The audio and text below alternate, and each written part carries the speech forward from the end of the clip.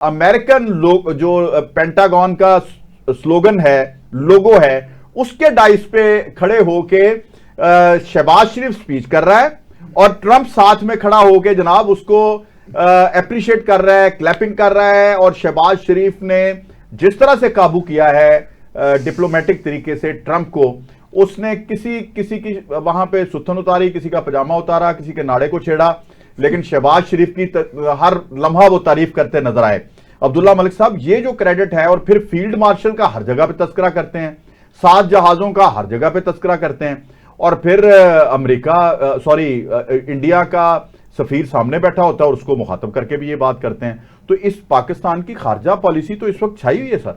دیکھیں، ہر ملک کی اپنی ایک حکمت عملی ہوتی ہے کہ وہ اپنے مفادات کے لیے ہر وہ کچھ کر گزرتا ہے. تو میرا خیال ہے کہ یہ بہت اچھی بات ہے کہ ہم نے بھی اپنے ملک کی مفاد کو سوچنا شروع کر دی ہے، اپنی سالمیت کو. اور ہم نے بھی بالکل نیلے پہ دیلا کیا ہے کہ اگر ٹرمپ نے ہاتھ بڑھایا تو ہم نے اس کا جفی ڈالی ہے. تو ہونا چاہیے کہ اگر آپ کسی لیڈر کے قربت میں چلے جاتے ہیں تو آپ کی فارن پالیسی کی کامیابی ہے اور آپ کی لابنگ ہے. اور کتنے امریکن صدر کال نہیں سنتا، کہاں فون پہ کہاں وہ آپ کو اس سال چند ماہ میں 4-5 ملاقاتیں ہو چکی ہیں.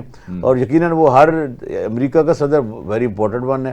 ہر اپنی تقریر میں وہ 5-6 رافیل طیاروں کی بھی بات کرتا ہے، انڈیا کو سبق سکھانے کی بھی بات کرتا ہے. لاسٹ ٹائم اس نے کہا کہ اگر انڈیا باز نہ آیا رشیا سے تیل خریدنے میں تو ہم اس پر 200% لگا دیں گے، ڈیوٹی ٹیرف لگا دیں گے. تو کل بھی وہ کہہ رہے تھے، میں رات کو سنا ہے. تو کہنے کا مقصد یہ ہے کہ دیکھیں، یہ بہت ہی اچھی بات ہے، خوش آئین بات ہے کہ پاکستان نے اپنا کھویا ہوا مقام واپس حاصل کیا.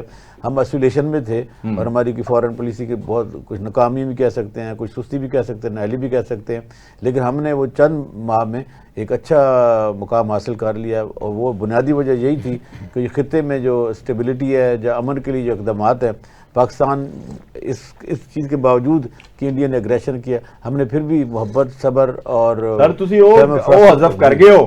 تو اپنا شہباز شریف نے جس طرح سے ایکسپوز کیا اور انڈیا پاکستان کے امن کی، دوستی کی بات ہوئی، اور جس طرح سے انہوں نے آنکھ کا اشارہ ٹرمپ کی طرف کیا ہے، میرا خیال ہے بھٹو صاحب کے بعد اگر کسی شخص کو اتنی عزت ملی ہے امریکن پریزیڈنٹ کے ہاتھوں تو وہ شہباز شریف ہے.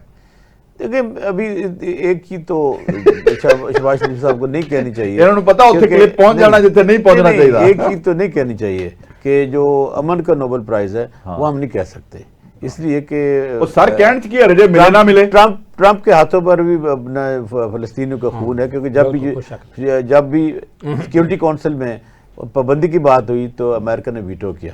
تو یہ وہ نقطہ ہے جس پر نوبل پرائز. لیکن سر ایک بات مجھے بھی کہنے دیں آپ کے، یہ نہیں ہے کہ ہمارے سے آپ کو ضرور کہنا یہ نہیں ہے کہ اگر دشمن نے ہمارے سے دوستی کی ہے تو جو پچھلے مظالم سر تسی ہمیشہ دیکھو عوام نو بیوقوف بناندے رہے ہو، اس گل نال تسی ایگری کرو گے. کس بات پہ؟